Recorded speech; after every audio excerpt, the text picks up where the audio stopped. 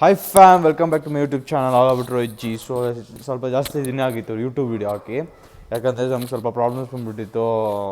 ನಾನು ಸ್ವಲ್ಪ ಆ್ಯಕ್ಸಿಡೆಂಟ್ ಆಗಿಬಿಟ್ಟಿತ್ತು. ಸೊ ಅದರಿಂದ ವೀಡಿಯೋ ಹಾಕೋಕ್ಕಾಗಿಲ್ಲ. ಸೊ ಇವತ್ತಿಂದ ಎಲ್ಲ ವೀಡಿಯೋಸ್ ಅಪ್ಡೇಟ್ ಬರ್ತಾ ಇರುತ್ತೆ. ಸೊ ಇವತ್ತು ಬಂದುಬಿಟ್ಟು ನಾವು ಕಾಲೇಜ್ಗೆ ಹೋಗ್ಬಿಟ್ಟು ಎಕ್ಸಾಮ್ ಬರೀಬೇಕು. ಎಕ್ಸಾಮ್ ಬರೆದ್ಬಿಟ್ಟು ಹಂಗೆ ಇವತ್ತೇನೇನು ರೂಟೀನ್ ಐತೆ ಎಲ್ಲ ತೋರಿಸ್ತೀನಿ ಗೈಸ್. ಎಲ್ಲ ಸ್ಟೇ ಟ್ಯೂನ್.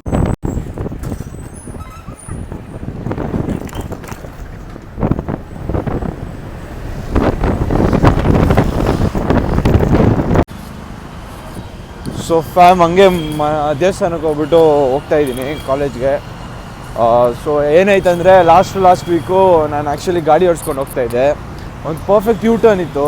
ಯೂಟರ್ನ್ ತೊಗೊಳೋ time like small 15 years 14-16 years ಹುಡುಗರು ಸಡನ್ನಾಗಿ ಬಂದು ಲೈಕ್ ಇಕ್ಬಿಟ್ರು, ಲೈಕ್ ಡ್ಯಾಶ್ ಮಾಡಿದ್ರು. ನಾನು ಬಿದ್ದೆ. ಲೈಕ್ ಅವ್ರಿಗೆ ಏಟಾಯಿತು. ಒಬ್ರಿಗೆ ತಲೆಗೆ ಫುಲ್ಲು ಒಂದು ಸ್ವಲ್ಪ ಏಟಾಗಿತ್ತು, ಇನ್ನೊಬ್ರಿಗೆ ಕೈಗೆ ಏಟಾಗಿತ್ತು. ಅವ್ರಿಗೆ ಫಸ್ಟ್ ಏಡ್ ಟ್ರೀಟ್ಮೆಂಟ್ ಎಲ್ಲ ಮಾಡಿಸಿದ್ವಿ. ಅದಾದಮೇಲೆ ಲೈಕ್ ಅವ್ರ ಲೈಸೆನ್ಸ್ ಇಲ್ಲ, ಏನಿಲ್ಲ, ಗಾಡಿ ಬಂದ್ಬಿಟ್ಟು ತೊಗೊಂಡ್ಬಂದ್ಬಿಟ್ಟಿದ್ರು. ಸೊ ಅದು heavy problem.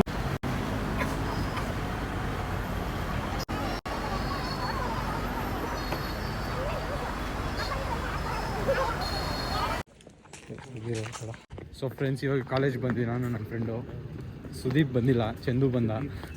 Sudeep driver Sudeep ಬಂದಿದ್ರು. ಸೊ ಈಗ ಹಂಗೆ ಹೋಗ್ಕೊಂಡು ಕ್ಯಾಂಟೀನ್ಗೆ ಹೋಗ್ಬಿಟ್ಟು ಸ್ವಲ್ಪ ಊಟ ಮಾಡಿಕೊಂಡು ಎಕ್ಸಾಮ್ ಹೋದೆವು. ಬೇಜಾರು ಟ್ಯಾಂಕ್ ನಾವು ಫಸ್ಟು ಎಂಟಿ ಮಾಡಬೇಕು.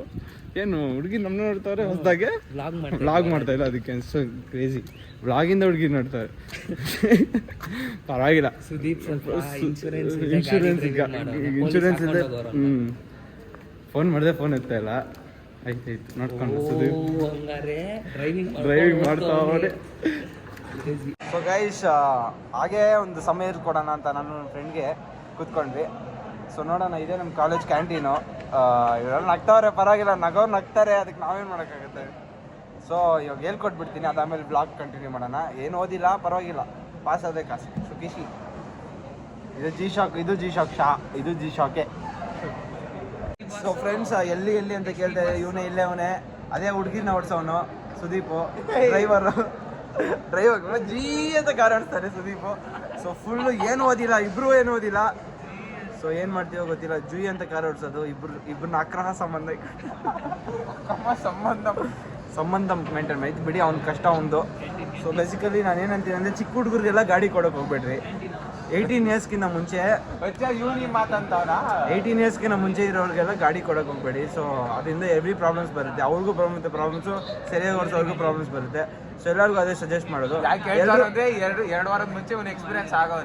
ನಾನು ನಮಗೆ ಫಸ್ಟಲ್ಲಿ ಹೇಳ್ತೀನಿ, ಎಕ್ಸ್ಪೀರಿಯನ್ಸ್ ಆಗಿದೆ. ಎವ್ರಿ ಕಷ್ಟ ಬಿಟ್ಟೆ, ವೀಡಿಯೋ ಮಾಡೋಕ್ಕಾಗಿಲ್ಲ, ಎವ್ರಿ ಪ್ರಾಬ್ಲಮ್ಸ್ ಬಂತು. ಸೊ ಎಲ್ಲರೂ ಅಷ್ಟೇ. ಮತ್ತು ಒಂದು ವೀಡಿಯೋ ಮಾಡಿ ಅದನ್ನ ಅಪ್ಲೋಡ್ ಮಾಡೋದು ಒಂದು ಎಷ್ಟು ಕಷ್ಟ ಅಂತ ನಂಗೆ ಅರ್ಥ ಆಯಿತು.